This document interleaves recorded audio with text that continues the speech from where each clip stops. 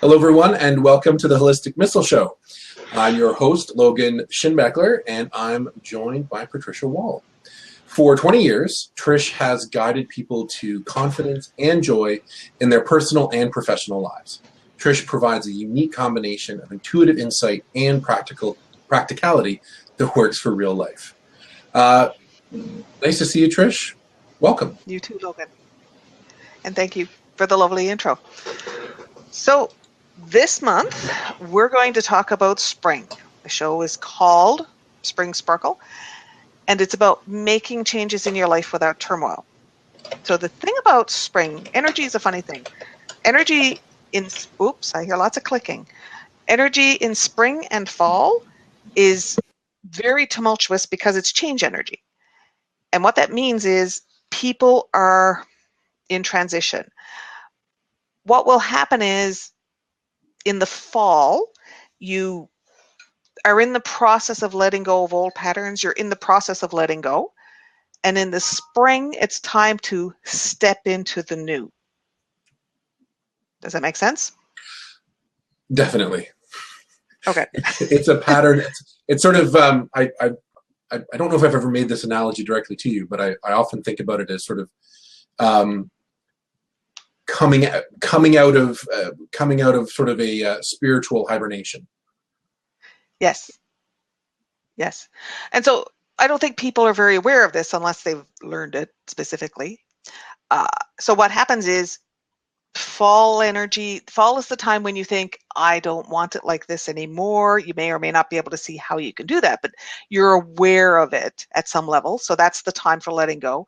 Mm-hmm. And then sort of over the course of the winter, you're processing that, whatever that is. Mm-hmm. And as the spring comes, you're automatically drawn into new. You're drawn into new patterns. You're drawn into new personalities, new connections, new ideas. And, you know, that makes sense for spring and renewal. The problem occurs because your subconscious mind doesn't like change. And it doesn't like change, even the good stuff. No. The reason that's true is because we're wired for survival. So the very, very subconscious part of us is wanting everything to stay the same, even if you're miserable.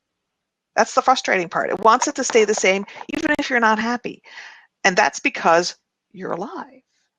You have survived in this state, and therefore it must be good. In order to make change without turmoil, you want to soothe that subconscious part of you. Help it feel more comfortable with change. Mm-hmm. Okay? You have to reassure that, keep the limbic system that wants to keep you safe from anything. And it's a matter of little moments of like, you're still safe. It's okay. We're still good. Here's another little bit. Yeah. No, we're still good. It's all right. Here's a little bit more. No, we're still good. Maybe not getting higher in pitch as we go on, but you get the idea. So the important thing to understand is your thoughts don't command your limbic system. Mm-hmm.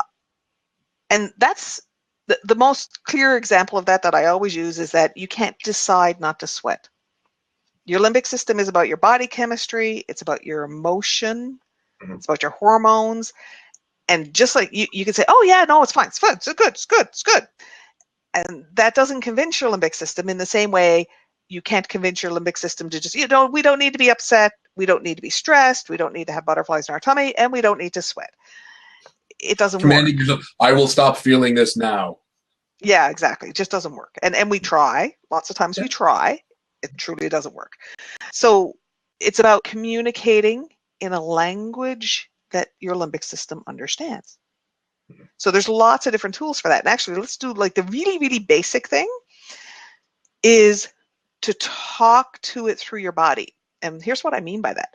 When you have a limbic reaction, and that would be triggered by any kind of change, even thoughts of change will trigger a limbic reaction, okay?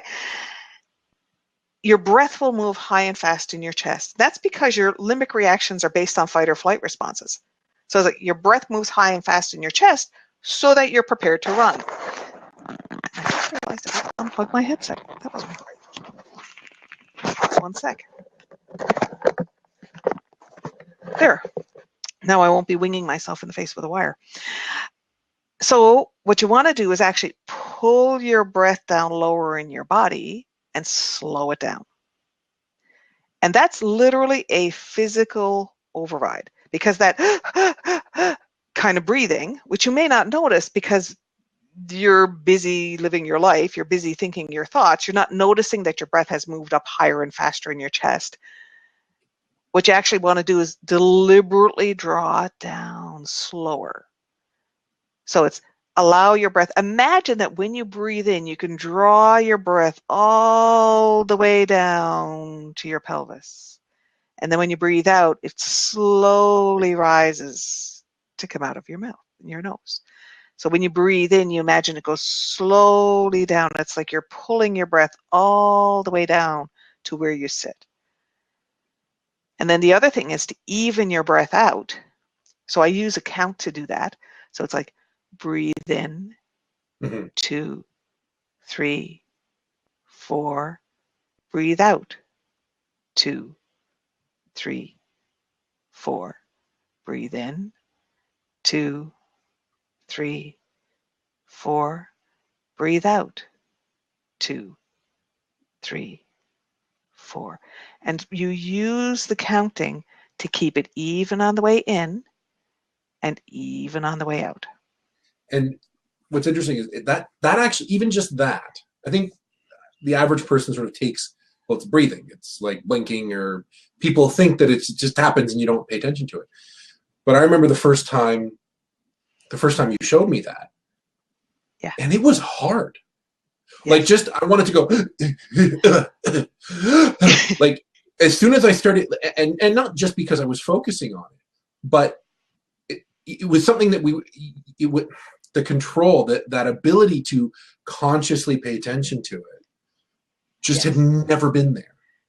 And I didn't have the skill, I didn't have the capacity. There may even just be literally like a muscle or something in your lungs that just was never being used or something. And I've noticed that in other people, because I've passed that trick on to other people secondhand. And I've watched other people try it for the first time, and they sort of go like a little, and they'll count like 1, 2, and then suddenly big inhale 3, 4 or something like that. And that's, I mean, what I realized was it's okay. Like the first time, it's like anything, like going to the gym, practice. It literally is training yourself, to be able to do it. To breathe. To breathe, really. It sounds funny, but it is. You're training yourself to breathe.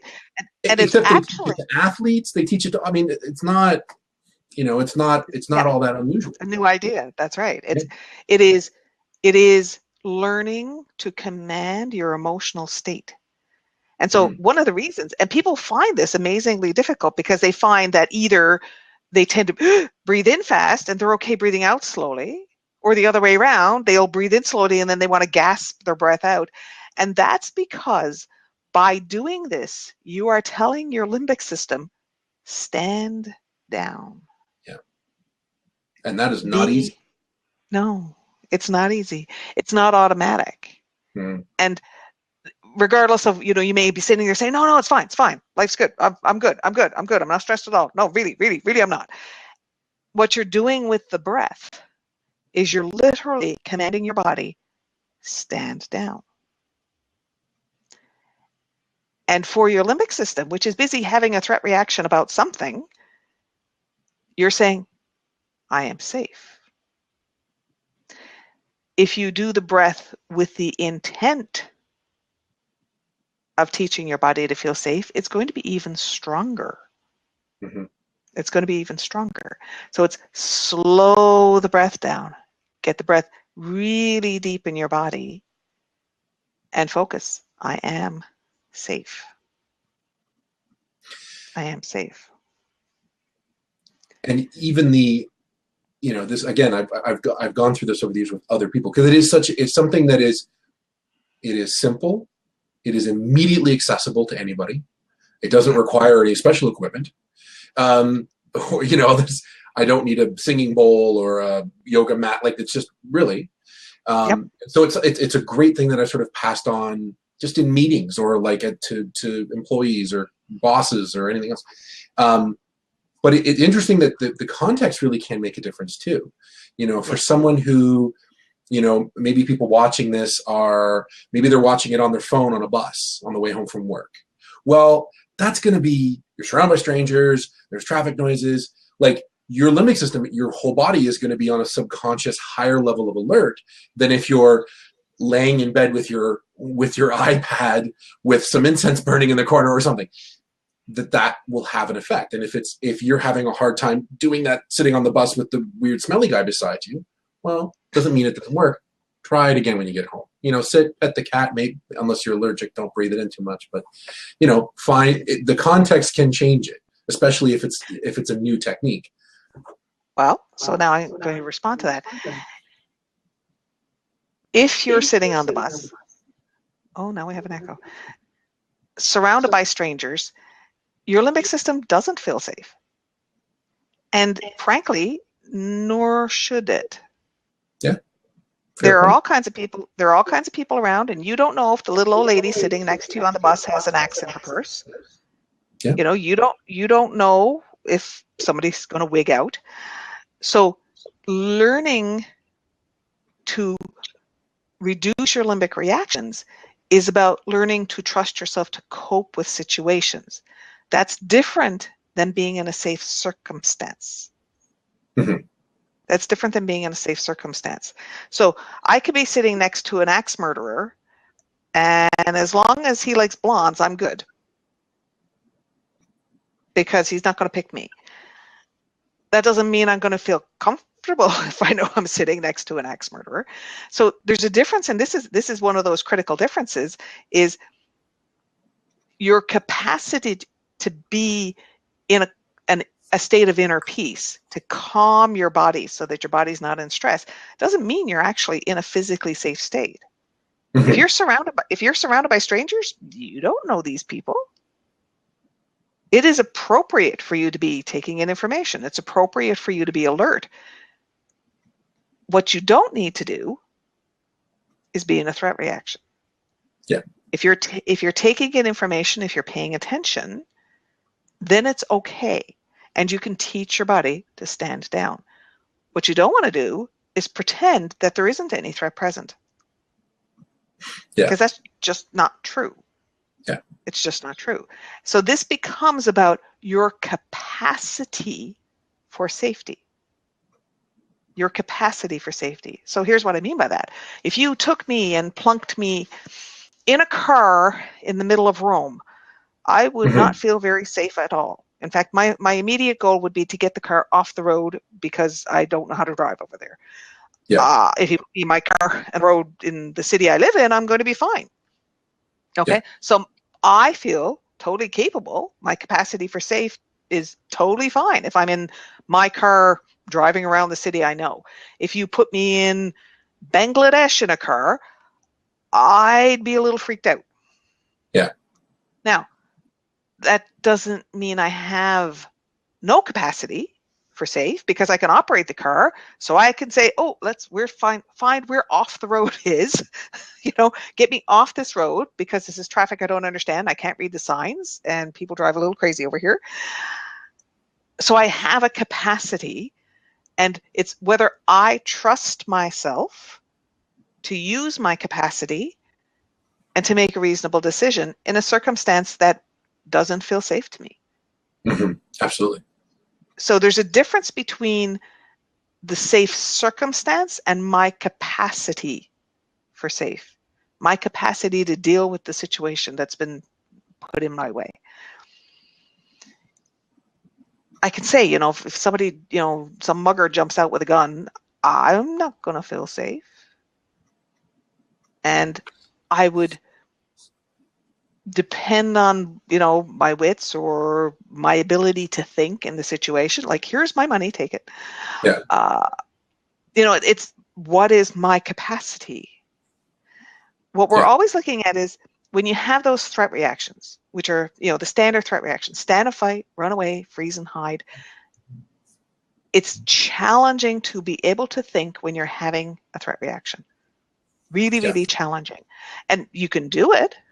In fact, one of the reasons that the Israeli army is considered the best army in the world is because they train their soldiers to think when they're having a threat reaction. Yeah. Think under fire. Not react under fire, think under fire. Yeah. Yeah. And that is a very, very key and important difference, is the difference between reacting and then taking in information and then acting. Yes. Conscious and so perception. So if we go back to your analogy of, the person sitting on the bus may find it really difficult to breathe slow and low.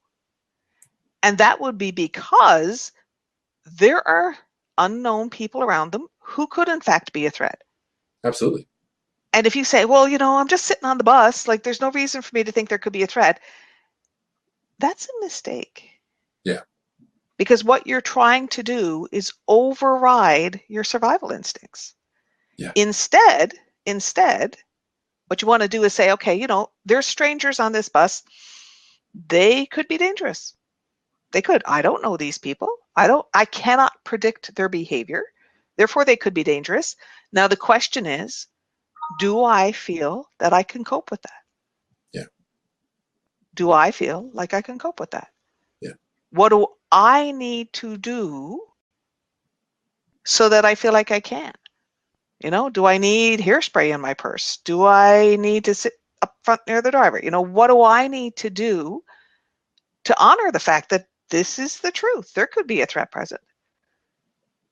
And I think what happens is we're so trained to dismiss this kind of stuff.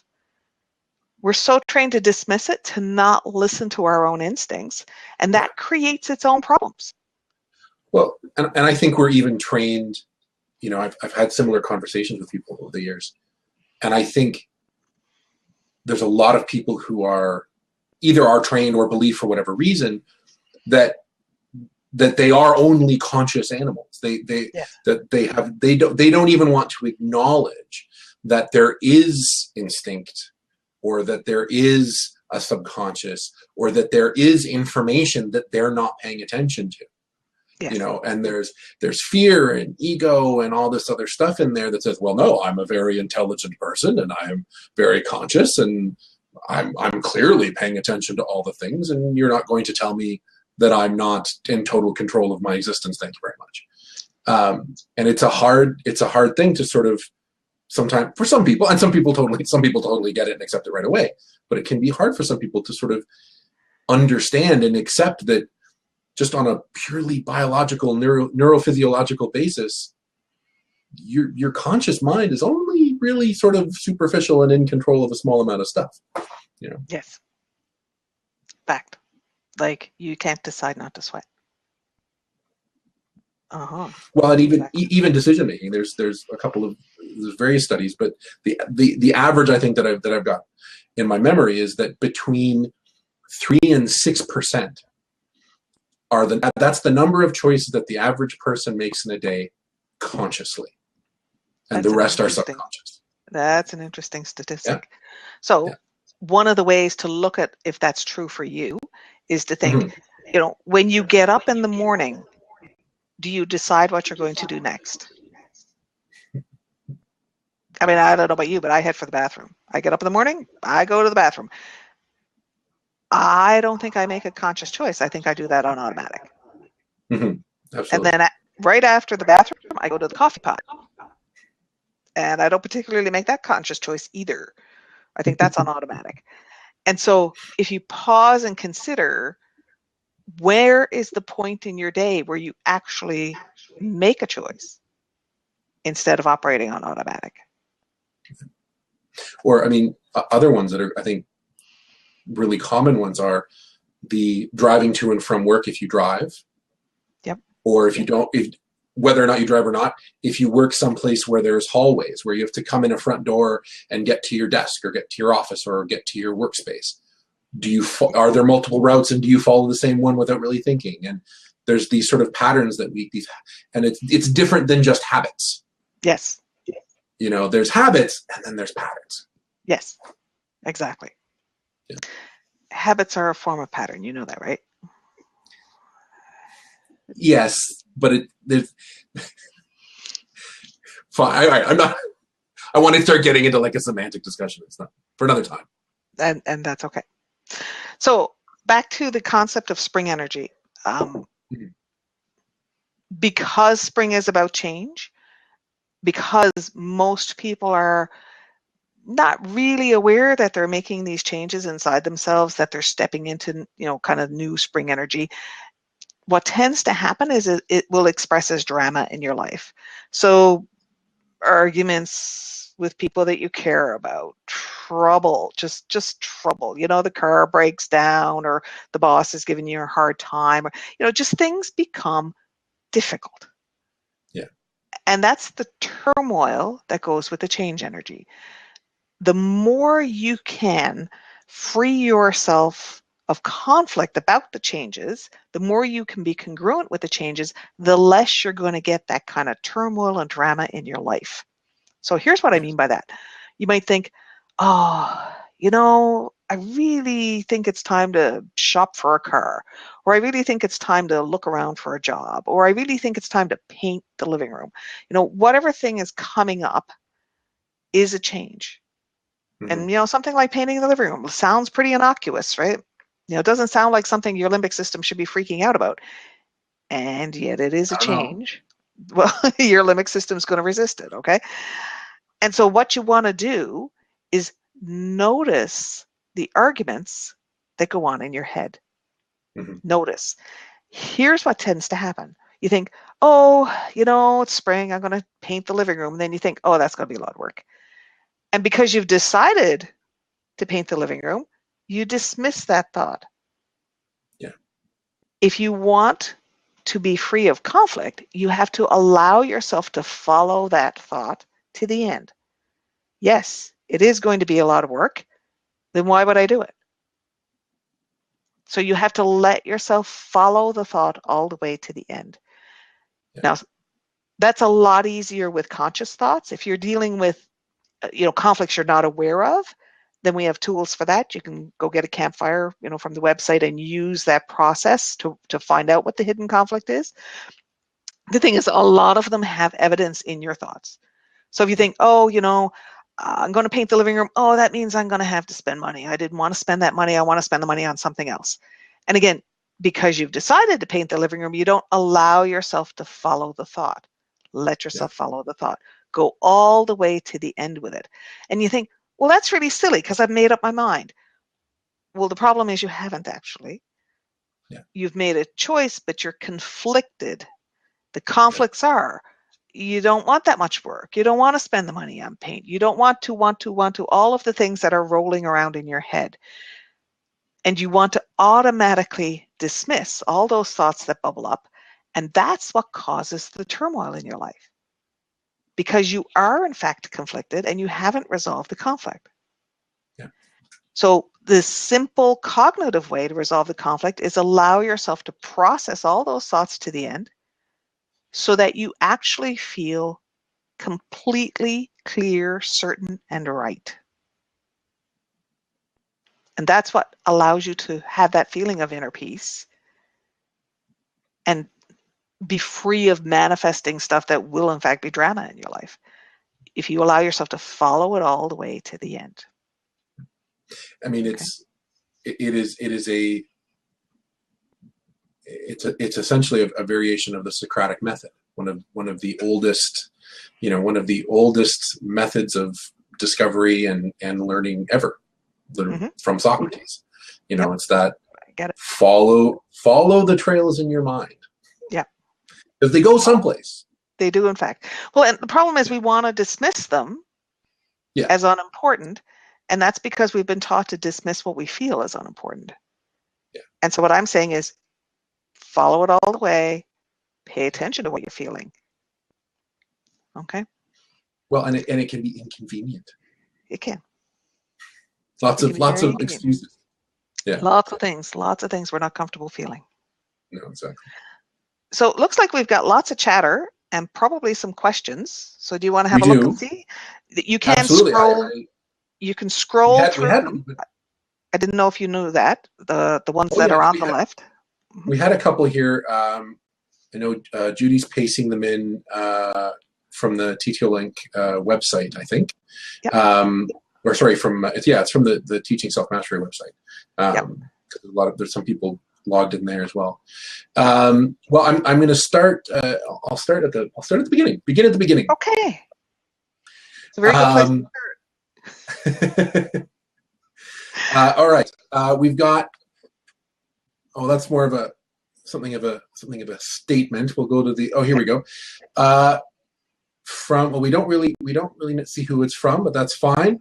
OMG, I've got lots of negative stuff happening at work right now, and had no idea it could be because of this.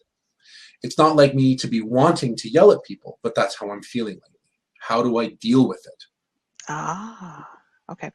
So first of all, if you're having a desire to yell at people, that's a stand and fight reaction.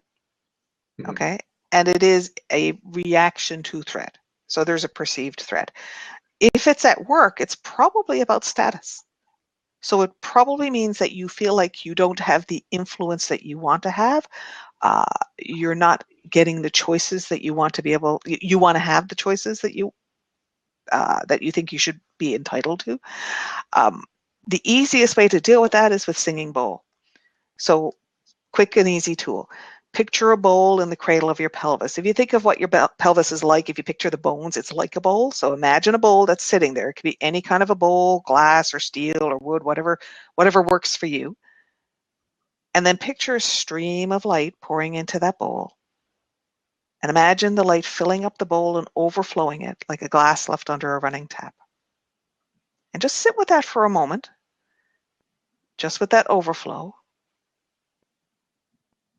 And that by itself will help kind of settle you down. And then I want you to play the bowl the way you would sing a wine glass. You could imagine running your finger around the rim of the bowl. You could imagine that the light pouring into the bowl vibrates it. If you're so inclined, you may even hear a note. You may feel the vibration, but what you're actually doing is you're taking your I am me energy and putting it through you and around you. And what that's going to do is it's basically going to get you settled with yourself. And when you're settled with yourself, then you are much more clear about what's actually going on and what's actually affecting you. It kind of gives you the ability to take a step back, and it protects your personal energy and your identity from all the crap that's going on with the people around you. So it gives you some breathing room, it gives you some peace, and then you'll have some clarity. Okay, so use that singing bowl tool, that'll give you some peace. Okay, do we have another one?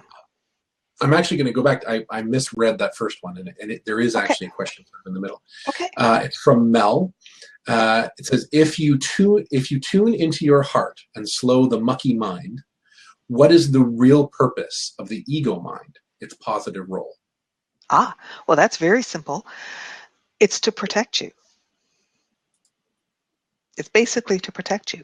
So here's your cognitive brain understands time, understands circumstances, understands how to put things in alphabetical order. It doesn't necessarily recognize that you're smelling things from the people around you that are giving you information. Okay?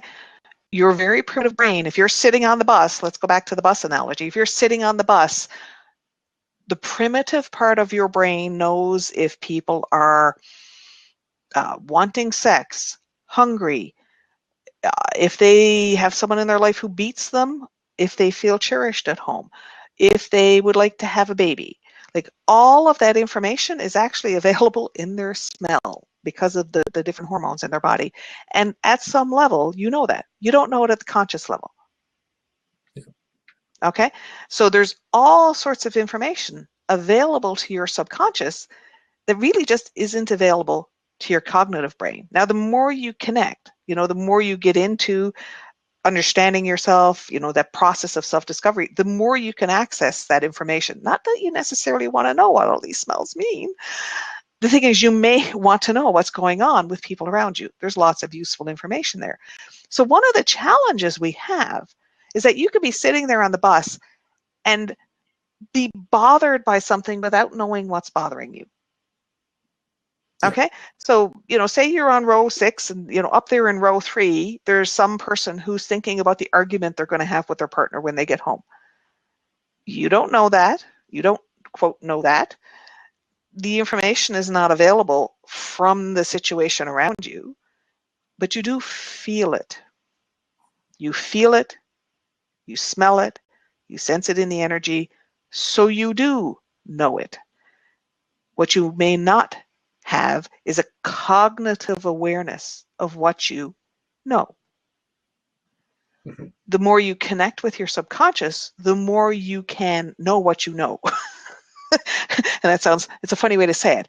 The more you connect with your subconscious, the more you will have a cognitive awareness of all of the information from the energy, from all these different things that are around you. And so when we talk about the ego, we're actually talking usually about the part of us that's afraid.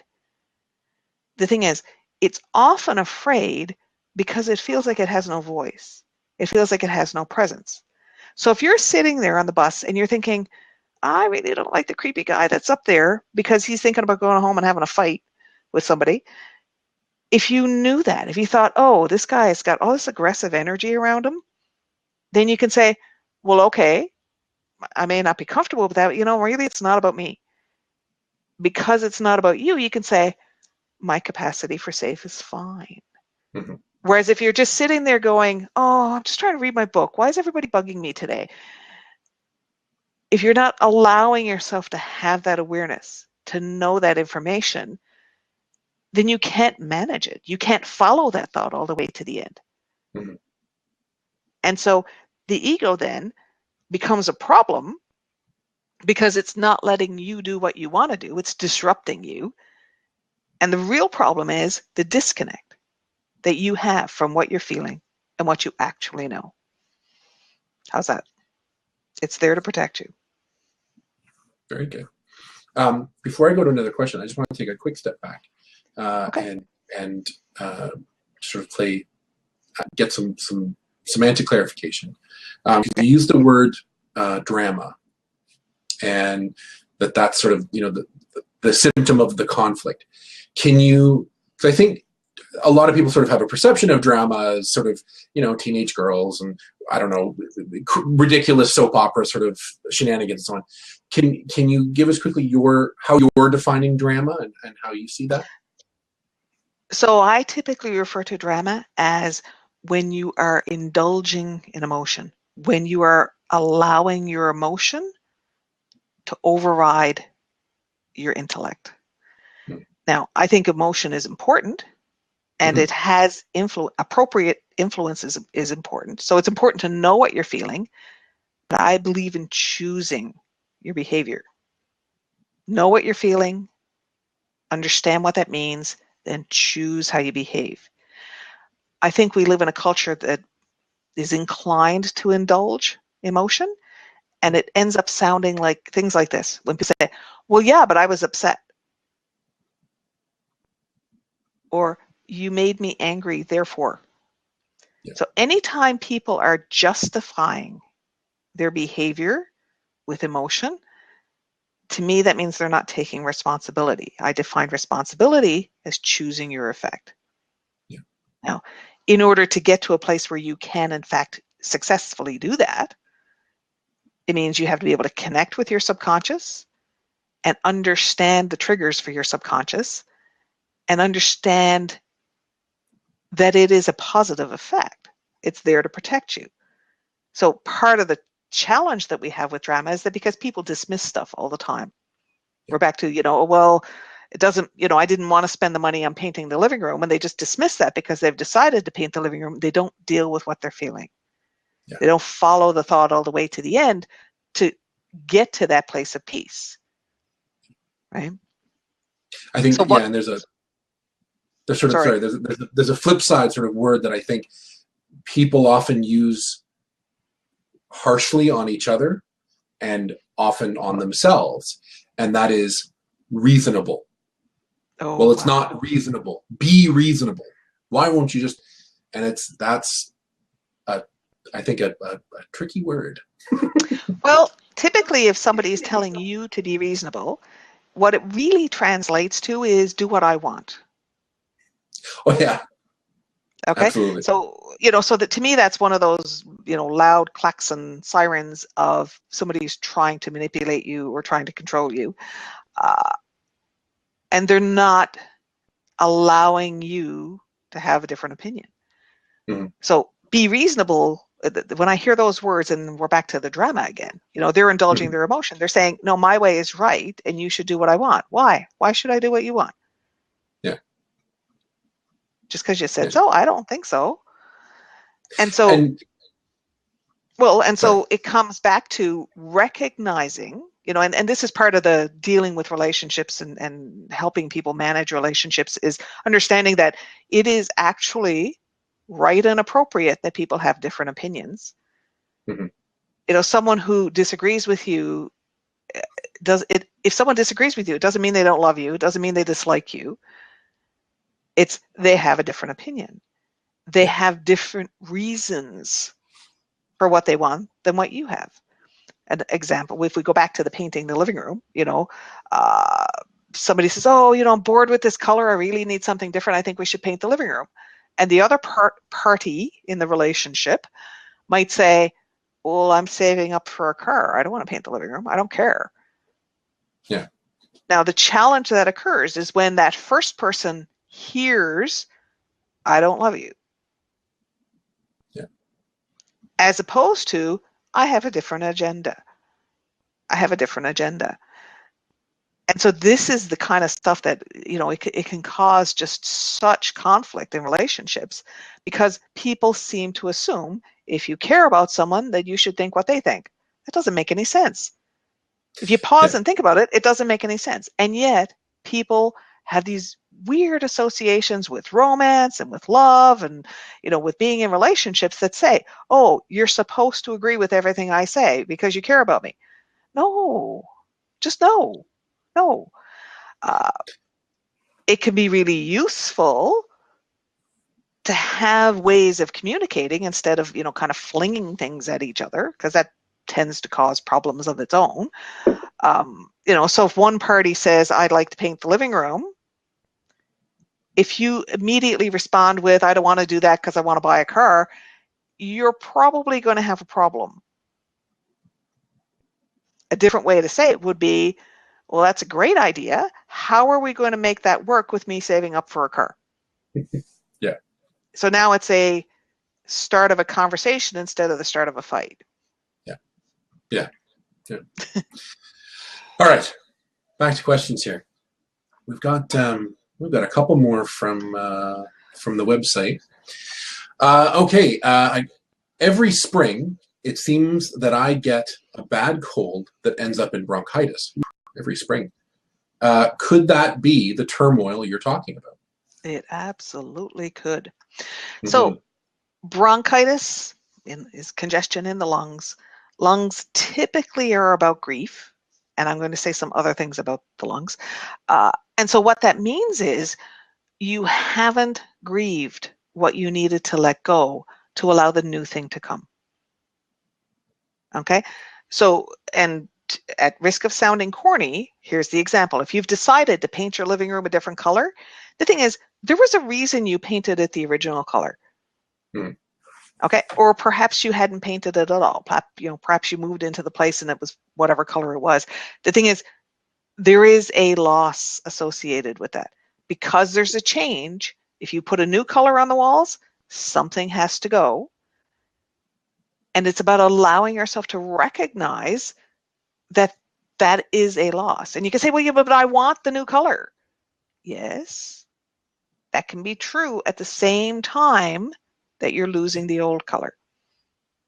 Yeah. A really good example of that is, as our children grow up, it's natural for our children to grow up, and we want that. And we could still be sad that we've lost the little one. Yeah. Even though we are enjoying watching what they're becoming. And so that's a lot easier to grasp than why would I be grieving over the loss of a paint color that I don't want anymore? And it's because it's a change. And it's allowing yourself to recognize that even though you actually want the new paint color, some part of you is reluctant to part with the old one. It's allowing yourself to grieve that, to say, okay, this had a place in my life, and I have to take the steps of letting it go. Okay, you can download there's an unlock meditation that's precisely for that. It's free. It's on the website on ttloinc.com. You can get that, and it will help you with that letting go process, help you relieve that congestion in the lungs. Now, I want to say one more thing about the lungs. Lungs are about breath, and breath is about our feeling that we have a right to our life. So it's, we interact with the world in different ways. We have, the process of resources, like eating food. We have touch, which is about connection, and we have breath. And the energy meaning of that breath is you have a right to your life. Your life is yours to choose what you do with it. It's yours to express you. Okay? And that sounds lovely, except that's much more challenging to live. So the idea of like our life is to express our being, except that we have all these people around us who want us to be something for them. They want us to conform. They want us to be like everybody else, or they want us to vote a certain way. There's a lot of pressure because we're tribal creatures. There's a lot of pressure to conform. And so the idea that our life is an expression of our being sounds simple. It's a lot harder to actually live. And so when you have challenges with your lungs, it's often about the fact that you feel challenged living true to yourself. Now I'm going to go right back to that singing bowl tool that we did earlier.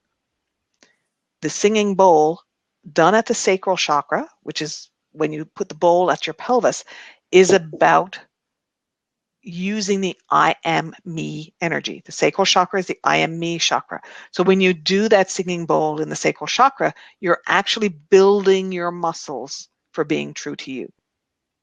And you're doing it peacefully, because whenever you're using energy, you're coming at it from that place of love.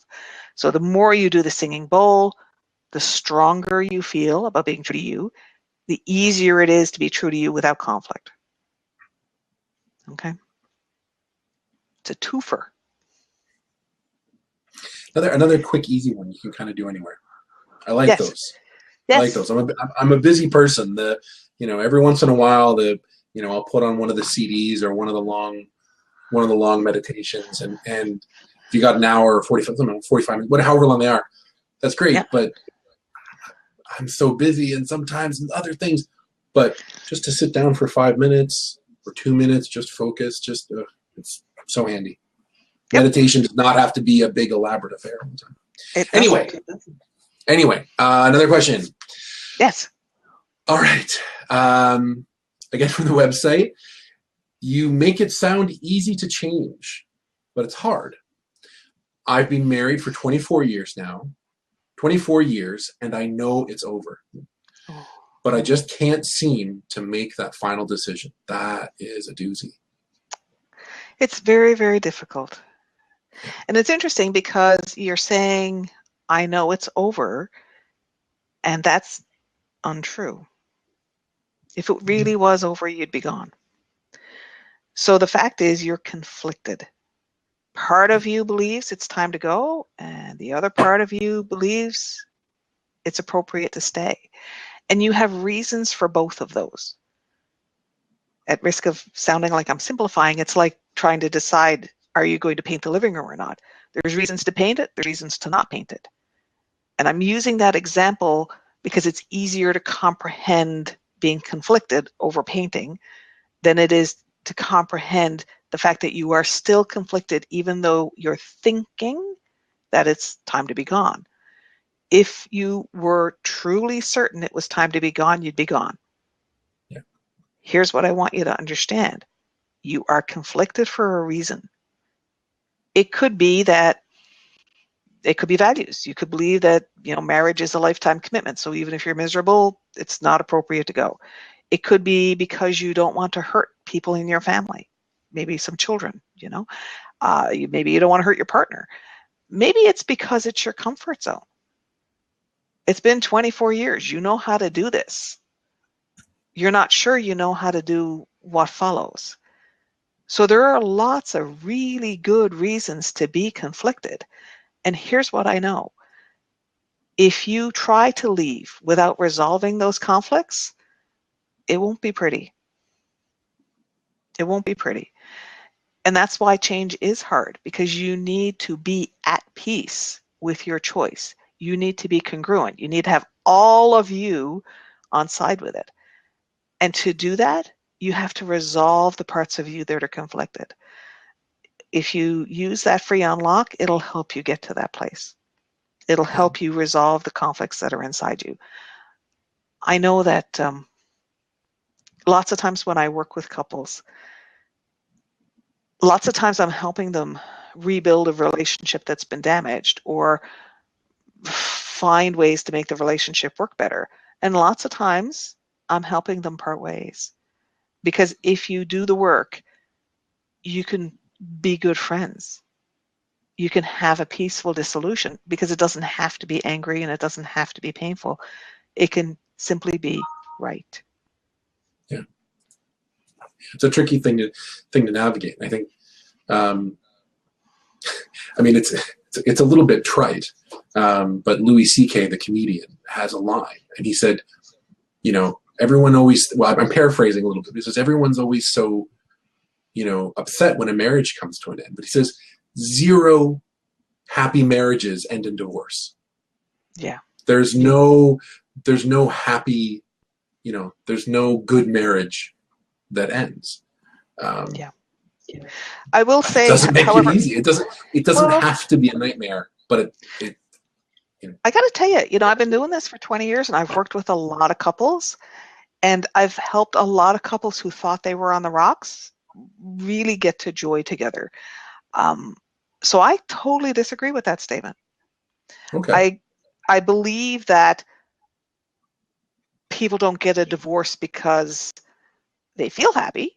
They think they have a problem. It doesn't mean the problem is insurmountable. A lot of times it's because they don't know how to fix it. They don't know how to deal with it. There's a lot of pain going on. They get immersed in the pain. They get in the habit of being angry with each other, or in the habit of being disconnected, of being roommates. So lots of times it's because they don't know how to deal with it. And there's a reason they were together in the first place. So a lot of times you can actually end up with a much better relationship when you've been through some strife together. Yeah. That makes sense. All right. I'll just a reminder. I think we've got about 10 minutes left here. Okay. So I'll just do a quick reminder to everyone. We've got quite a few people in now. Just if you've got any last minute questions, now is the time to ask them. Well, in the meantime, sorry? We have lots of questions, and I just want to remind everybody that we will be back next month. So if you don't get your questions answered this month, we'll be back. Exactly. Okay, so again, for the website, so how can I tell if it's spring affecting me or if it's just other people driving me crazy? That's a great question. I like that one.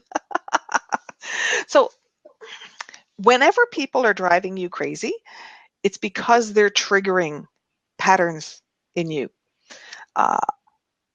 If you pause and consider about it, there are people in your life who could do stupid stuff or be obnoxious, and they're stupid or obnoxious, but it really just doesn't upset you. You just say, well, okay, whatever. And then there are people who all they have to do is breathe and they drive you nuts. Or the color of their shirt makes you bonkers. And so it's important to recognize that if somebody is aggravating you, it means they're triggering a reaction in you, and there's a reason for that. Yeah. So now people say, well, what if they're just rude and I don't like rude? Okay, but lots of people are rude. You can understand that they're rude. You can choose how you want to interact with the fact that they're rude, but it doesn't actually have to upset you. Yeah. Why does it upset you? Frankly, why do they have that power to make you feel something? And the thing to understand is they don't. Nobody has the power to make you feel anything. It's recognizing that they may do something that triggers a feeling in you. You're the one feeling it. There's a reason you're feeling it, and that has to do with your patterns, your reactions, your emotions. So the whole point of self-mastery is understanding what triggers your reactions and being able to literally take that button out so they don't get to you anymore. Yeah. So if somebody's rude, you can say, I'm not going to be around that person because they're rude. Or you're going to learn skills to manage people who are rude. All of these things are available. It's understanding the difference between feeling triggered and making a choice about how to interact with unpleasant behavior. Make sense? Mm-hmm. I will. I've got a quick question. One sec. I'm going to go back and say, if you use the singing bowl, it really helps you get your feet back under you. Really helps you get back to that neutral place when someone is triggering you. Okay, quick one. I was just going to just sort of a question of my own quickly, and that is, You're allowed to do that. I don't want to take too much time away from other people. If you can tell that there's something chaotic happening and you can't put your finger on it, you're like, oh, maybe it is spring and there's this thing that's been building and I can't put my. Is there a way of sort of grabbing hold of that vague sort of chaos or that feeling of anxiety or a feeling of drama or whatever, and sort of following that back and finding out what that change is and what that thing is, that so you can be more conscious and more aware and more deliberate about it? Well, the easiest way to do that is to develop your ability to meditate. And I'm going to be very clear that by meditation, I don't require anybody to sit around and go, Om. And that is a very important form of meditation. However, it's not typically what I do, because I'm more into directed meditation, which is very type A, I guess. It's in the sense that, like, I want to find out what's going on. I don't want to spend an hour just breathing. With all due respect to the people who want to spend the hour just breathing, I'm very results oriented. So one simple way, if you're not a meditator, is we'll go back to singing bowl. Picture the bowl in the cradle of your pelvis. Picture the stream of light flowing into that bowl. Imagine like the bowl fills up and overflows like a glass lifter or a running tap. And now imagine that you can float in that bowl. So just like you'd kind of sit in a hot bath, relax in a pool, relax in a lake, imagine you can float in that bowl and allow yourself to listen. Because you're going to the energy of I am me, and information will come to you. By going into the bowl, what you're doing is you're removing yourself from the chatter that goes on in your head. You're removing yourself from the activity going on around you, and you're just giving yourself a quiet space that allows thoughts to bubble up, and simply observe them. If you can, the more you do this, the more you become capable of observing those thoughts without sort of following them and getting caught up in them. And it's just notice. So an example of that would be if you go, if you think, oh, okay, I'm conflicted about painting the living room, so I better go float in my bowl. So you go float in the bowl, and the thoughts that bubble up are, I don't really want to spend this money. And so you just let that thought go by, because you can deal with it after. You're in the bowl, you're there to gather information. So you float in the bowl, and then it goes, I don't know if I really want to change the color. And you just let that thought go by. And then it'll be, I don't want to buy new pillows. The pillows go with the current color. And let the thought go by. When you feel like you're done, you kind of basically come out of that, come back to being present and in the room. And you have a laundry list now of your internal conflicts. And you can now follow them and say, well, okay, do I actually want to paint? Mm-hmm. Yeah. It isn't a given. Mm-hmm. What am I going to do about the pillows? Am I certain this is how I want to spend the money? Yeah. And it's allowing yourself to go through the process all the way to the end so that you actually achieve certainty, you actually achieve peace. Yeah. we're running pretty close. Do you want to try one more question? Yeah, I think Mel had an earlier question, and now there's a follow-up. So let's get Mel's follow-up, and then we'll call it a night. Sure.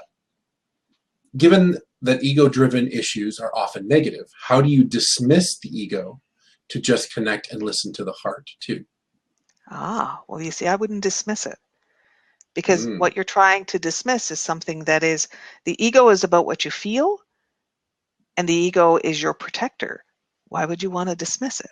What you want to do is get congruent with it, because by honoring what you feel, by connecting with what you feel so that you understand what's going on, then you allow yourself to come to that place of peace that is love-driven. If you try to dismiss a part of you, that's not really loving yourself. Sure. That's not actually loving yourself. So it's understanding. It's. Let me talk about it in terms of influence. Influence is what affects your choices. Okay? Influence is what affects your choices. And so lots of things, your budget, your values, the people in your life, your priorities, all these things influence your choices. And emotion has influence too. So when you're dealing with your whole being, it's allowing yourself to understand all the different influences and make the choice that's actually right for you. If you try to dismiss it, it's exactly the same as trying to dismiss those thoughts that are the conflicts about painting the room, and you won't get to peace that way. You won't reach your heart that way, right? And so it's allowing yourself to feel it, to understand it, and to follow it all the way. Okay, so it's like, oh, if you're sitting on the bus and you feel that negative energy from the guy 3 rows up, you go, okay, so that's there. It's not about me. Is there something I need to do to be safe? Or is this a case of I should just sing my bowl so that his energy is not bothering me? I can know it without feeling it in my body. Yeah. It's understanding, knowing what you feel is important information. It doesn't have to make decisions for you. It doesn't have to make decisions for you. Really important to know what it is. Okay? If you're struggling with the emotion, if you feel like the emotion has too much influence, then you go back to that singing bowl, or you go back to the unlock to let you release those emotions. The unlock is all about letting go. So it's about helping you let those emotions flow and go so that they're not bothering you. Okay? And then you can be at peace. Gotta tell you, peace really reduces the turmoil. The more peace you're willing to give yourself, the more you're willing to make peace with you, okay, the less you need the turmoil. So it all works out perfectly. You can have a wonderful spring. And that sounds like a great way to end the show. I agree. I'm looking forward to a wonderful spring. Yeah. So next month. Not least because I'm sick of the snow. Okay. Okay, I'm sick of the snow. I got to tell you, I'm really sick of the snow. I've had enough. Yeah. We're in the Great White North here. Okay, so next month is April, correct? I have to get somebody to tell me what night the show is on, but we'll put it on the Teaching Self Mastery website. And if you don't get the newsletter, we will put it in the newsletter, so we can hook you up with that if you would like. So what we will do in April is we're going to go really, really deep into some connecting with the love you are. When you're born, you come in perfect. And it's really hard for people to feel perfect. Yeah. And so what we're going to do is we're going to look at, what is inhibiting that pure love, that pure connection that we come in with, and we're going to let some of that go so life is better. And Judy, bless her, has put the next show is April the 7th. So it'll be a Thursday, and it'll be at 7 p.m. And if you can't make the live show, the replays are on the site, always for free. Fantastic. Yeah. Another excellent evening. Yes. We always have such a good time. I have fun. All right. Awesome. So I want to say thank you for my support people. Logan as my host, and Mark, who's taking care of the technical thing and managing the questions from you guys, and Judy, who's managing questions that are flowing in from the website. And I really enjoy the questions, so thank you for that. Mm-hmm. Yeah, and thank you. I think it's I'll go out on a limb and speak for Mark and Judy. I think we're all quite happy to be here. We all enjoy it too. It's always a good night, a good night to look forward to every month. Yeah, and thank you everybody who tuned in. It's so much definitely. fun. All right. Yeah, absolutely. Good night. Talk to you later, everyone. Good night, Trish.